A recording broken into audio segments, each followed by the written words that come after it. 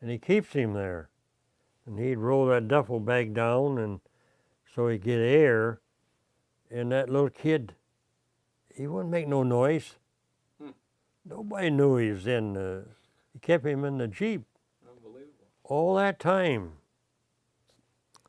We were France and Paris and back up in Belgium and all around there.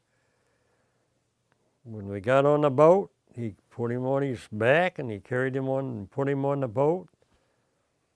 And in his room and that, he let him out, you know. The little kid wouldn't say nothing. And he took him home and he started to put him through school. And about the 5th year, his neighbor woman turned him in and told the cops and that they think he stole this little boy someplace. So they took him away from him, and it took him a while to get him back, and they got to give him back to him. So he put him through this school, and he got his doctor's degree and everything. And the 50th year, we went over there, and he went with us. I think it was about 70 or 80 of us that went over.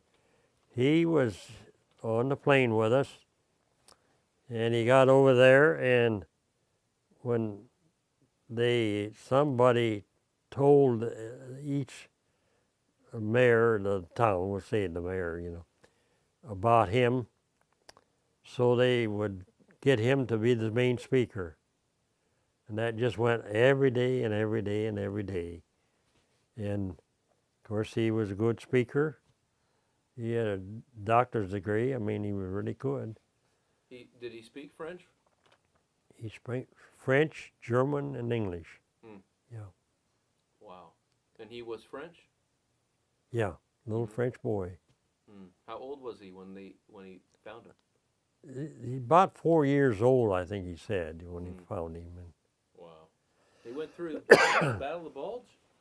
Did he have him at that time? He stayed in that Jeep all the time. It's unbelievable. Yep. And there was we come across a lot of, but see, he had a good place to keep him. But there was a woman and a 12-year-old girl. Her name was Aruja. And her husband got killed. He was French. And they didn't live where we was. They was chased out of their place years ago, they said. And they stayed something like with her friends or somebody, and she got mixed up with us, so we give the little girl candy bars and stuff like that, you know. And when you do that, you know, you get friends. Well, I gave her all I got, and I went and got some more. Got a sack for her. In 3 days, the woman stayed with us. And where she slept, nobody knows, but they slept out in the ground like we did probably. But the 3rd day, she got killed. The mother did. Evidently, she didn't. If you walk around in the back where the artillery shells fall, it's dangerous. So the little girl, she took it hard. We know she did. But the next day, we thought maybe she'd stay there. The next night, we quit, I think, about 3 o'clock. Here she was. Come out there. So I gathered everybody. I said, you got a candy bar? You got a candy? And give her, because we didn't have nothing else to feed them. And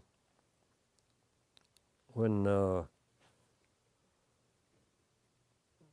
it kept going that way for a week, and the captain said, you got to get rid of her. She's going to get killed. And I said, I wonder how she keeps up with us.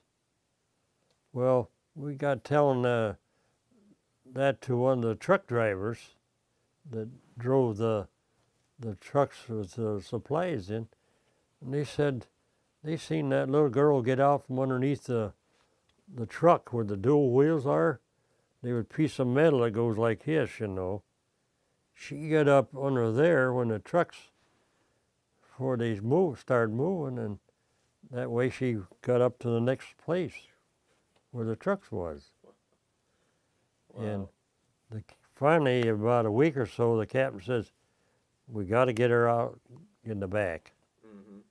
So they finally did, and I don't know how they done it or anything, but